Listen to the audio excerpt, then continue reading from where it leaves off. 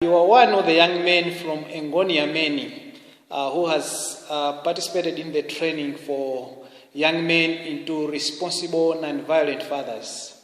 How has the program benefited you?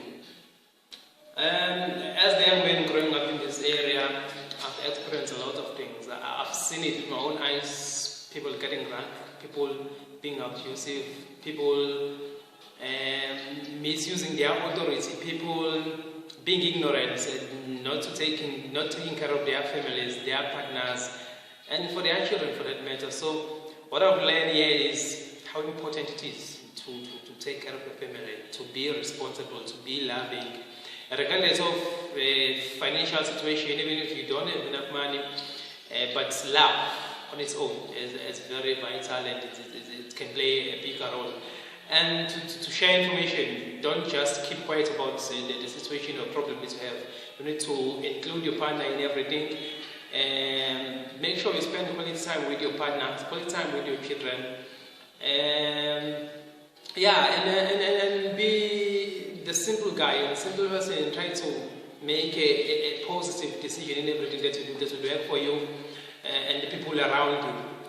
And the fact that so now I've learned a lot, and in terms of how to deal with someone who's angry, how to deal with, in every bad situation that we come across as we live in. So I've benefited a lot from this. Okay, we have heard that many families in South Africa don't have a father figure. Because of absent fathers in the family of their children. How do you think this training, how has this training benefited you in such a way that you contribute to the growth of your child and be a responsible person in the society? Since I've started this training, today in particular, when it was the last day of the training, and I think the topics that we've discussed today are very, very, very important. Not saying the other two were not important, but in closing the training, it has been very, very good for me, because I think most, and this is what I've been reading, newspaper, hearing on television, the statistics of the violence that is happening out there. If you do a background check on the people who are committing the crime, you only find that the parents, maybe they are raised by the single parents, the fathers are not there. For instance, the incident that happened in Gauteng, 3 boys, if I'm not mistaken, who killed the guy. The background check, those boys were around 21 to 25. This is just youth, and they are no fathers.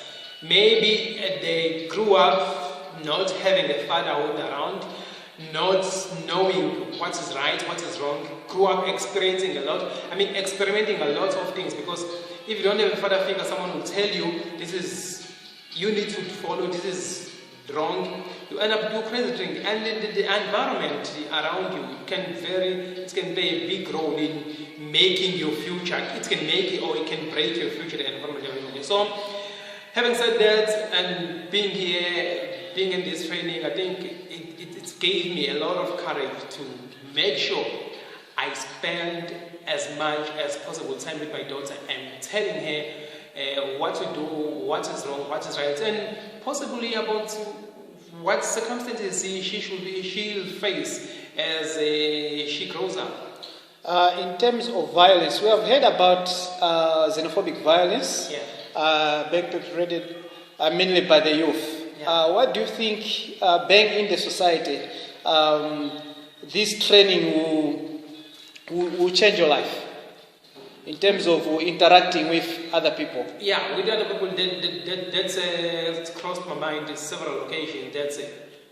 Firstly, the part of training that we got, it is very, very, very, very enlightening me in terms of being broad about the situation of xenophobia, because the first thing that I learned, the training was given by you, our African brothers, which made me very, very close and had a very big connection with you, and thinking maybe I didn't have that much understanding of how the African brothers, how the African sisters live. But since you came with this training, it has helped me a lot. And I think it would be nice if I could not be the only one to benefit from this training again. It would be nice to have guys like you continuing and making this training to other fellow young people, because it's not that they are criminals or it's not that they are violent.